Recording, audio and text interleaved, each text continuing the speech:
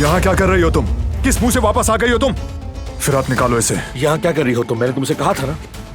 बहुत नर्म और अच्छे टिश्यू है। ये औरत अब कहाँ से आ गई? जवेरिया आपा। या मोर, तुम अपने सौतेले बाप को क्यों मारना चाहती थी? क्या हुआ मेरी अम्मी को? रुको एक मिनट।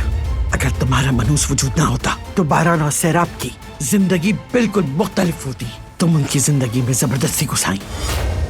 ध्यान से नहीं चल सकते हो क्या? दादी जान से झगड़ा हुआ है? किसी से कोई झगड़ा नहीं हुआ। वैसे भी मेरा हक नहीं किसी पर। आजाद आंटी की बातें बिल्कुल सच निकली। बारान और दिलान के बिस्तर अलग थे, वो साथ नहीं सोते। तो काम हो क्या समझो। मुझे तो ऐसा लगा था कि उसकी शादी के बाद उसे खो चुकी हूँ, मगर ऐसा नहीं है। बारान और मेरे दरमियान अब भी एक चांस बचा है और इस बार मैं ये मौका बिल्कुल भी ज़ाया नहीं करूँगी। मोहब्बत करती है। वो कहानियाँ अधूरी जो न हो सकेगी पूरी, उन्हें मैं भी क्यों सुनाऊं, उन्हें तुम भी क्यों सुनाओ।